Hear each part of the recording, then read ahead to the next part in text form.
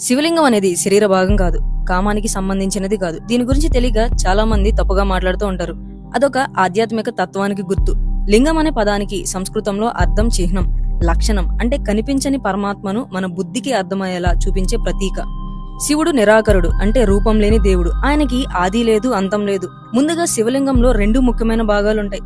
పై భాగం లింగ భాగం, అంటే శివభాగం. దీనిని శాస్త్రాల్లో శివతత్వం, పురుషతత్వం, చైతన్యం అని అంటారు. ఇది శక్తిని నడిపించే తత్వం. ఇంకా కింద భాగం, దీనిని యోనిపీఠం అనగా శక్తి భాగం. దీనిని శాస్త్రాల్లో శక్తి తత్వం, ప్రకృతి, సృష్టి శక్తి అని అంటారు. ఇది సృష్టి జరిగే ఆధారం. ఈ రెండు కలిసినప్పుడే జీవితం ఉనికిలోకి వస్తుంది. శైవ సిద్ధాంతం స్పష్టంగా చెప్తుంది, శక్తి లేకుండా శివుడు శవమే, శివుడు లేకుండా శక్తికి దిశే ఉండదు అని. అంటే సింపుల్ గా చెప్పాలంటే పురుషుడు లేనిది స్త్రీ లేదు, స్త్రీ లేనిది పురుషుడు లేడు, ఇద్దరు సమానమే అని అర్థం. శివలింగం గురించి తప్పుగా మాట్లాడడానికి 3 ప్రధాన కారణాలున్నాయి. మొదటిది శాస్త్రధ్యానం లేకపోవడం. అంటే లింగం అనే పదాన్ని వారు కేవలం శరీర అర్థంలోనే చూస్తారు, కానీ శాస్త్రాల్లో అది తత్వం. రెండవది ఆధునిక ఆలోచనల ప్రభావం. ఈ కాలంలో ప్రతి విషయాన్ని కామకోణంలో చూడడం అలవాటైపోయింది. కానీ పురాతన భారతీయ తత్వంలో సృష్టి గురించి మాట్లాడడం అసభ్యం కాదు, అది పవిత్రం. మూడవది అర్థం తెలుసుకోవాలనే ఆసక్తి లేకపోవడం. లోతుగా తెలుసుకుంటే ఇది ఎంత శాస్త్రీయమైన, ఆధ్యాత్మికమైన భావన తెలుస్తోంది. శివలింగానికి అభిషేకం ఎందుకు చేస్తారు? శివలింగానికి నీరు, పాలు, పెరుగు, తేనెతో అభిషేకం చేయడం శివుడికి అవసరం కాదు, అది మనకే అవసరం.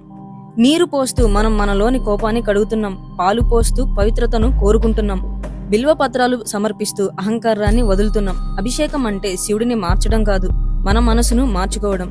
చివరిగా ఒక విషయం చాలా స్పష్టంగా చెప్పాలి, శివలింగం అంటే ఇందులో ఆడవారు ఎక్కువ, మగవారు ఎక్కువ అనే భావనే లేదు. అది సమానత్వం గురించి మాట్లాడుతుంది. పై భాగం శివతత్వం ఒకటైతే కింద భాగమైన శక్తిత్వం కూడా అంతే ముఖ్యమైనది.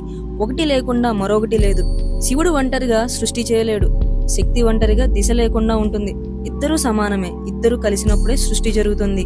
ఇదే శివలింగం మనకు చెప్పే అతి గొప్ప సందేశం.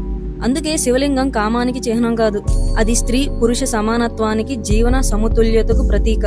మన జీవితంలో కూడా అలాగే ఉండాలి. ఎవరు పెద్ద, ఎవరు చిన్న అన్న భావన లేకుండా పరస్పర గౌరవంతో నడిచినప్పుడే నిజమైన సృష్టి, నిజమైన అభివృద్ధి జరుగుతుంది. ఇదే శివతత్వం, ఇదే శివలింగానికి ఉన్న అర్థం. Like and subscribe.